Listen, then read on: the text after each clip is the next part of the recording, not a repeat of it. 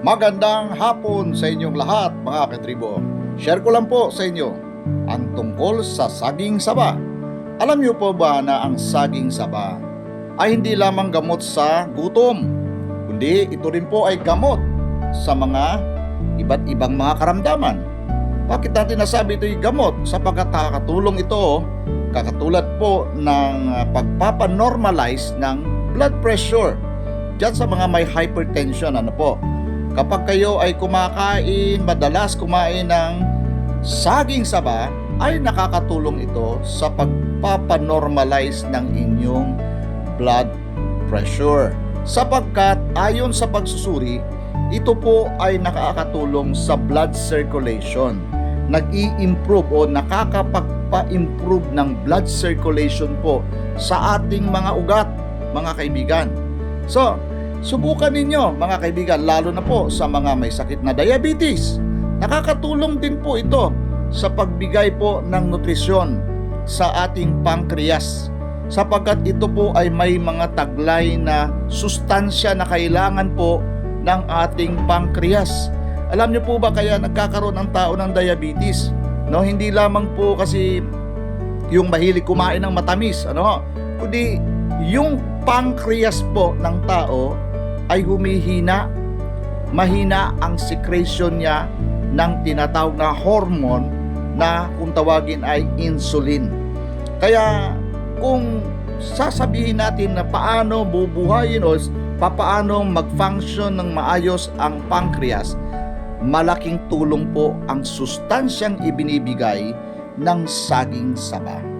Although meron po itong carbohydrates mga kaibigan, ngunit kung ang pagkakain ng saging saba ay sasamahan ng exercise, napakagaling po mga kaibigan sa pag-maintain ng ating kalusugan at ang ating katawan ay maiiwasan natin ang mga malulubhang karamdaman.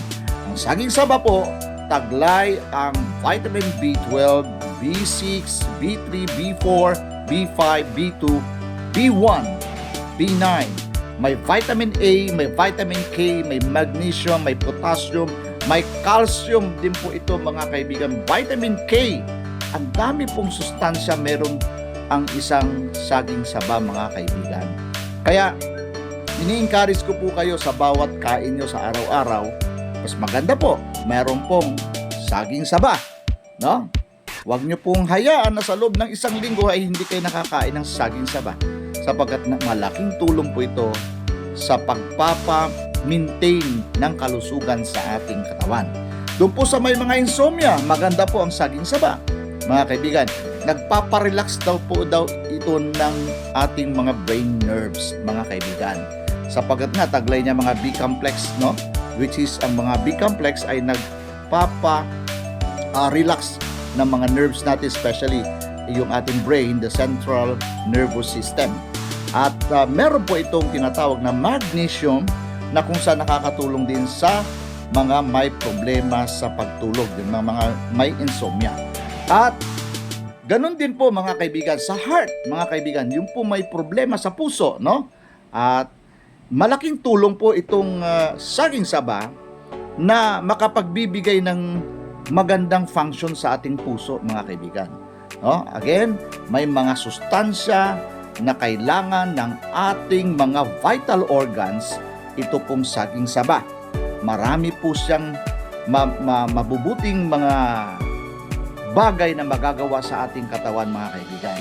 Sa mga nag-gym, mga kaibigan dyan, alam niyo po ba na ang saging saba ay mayroon din pong protina? Mataas din po ang protina ng saging saba. Nakakatulong din po ito sa pagpapalaki ng ating mga muscles.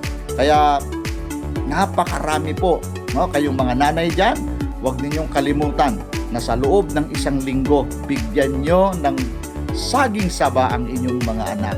Napakasustansya, mga kaibigan. Ang saging saba ay napakaraming sustansya na nakakatulong sa pagpapalakas ng ating mga immune systems, mga kaibigan. So kaya maraming preparation sa saging saba, Merong iba na minatamis, ilagyan nila ng sago, no? At saka kunting sugar and milk. At meron namang iba, banana Q, no? Yung iba naman, ginagawa nila yung nilalaga. Pero para sa akin, mas effective at mas maganda kung kainin natin ito siya ng ganito, no? Medyo hinog na, no? Mas nakikita ko na yung sustansya ay mas mataas ang sustansya kapag kinain natin ng ganito. So, okay mga katribo, hanggang sa susunod pong muli. Salamat sa inyo pong pagsubaybay sa aking vlog. At please, like, share. Kung pwede, bigyan niyo ako ng stars. Salamat po mga katribo. Almighty Yahweh bless you all.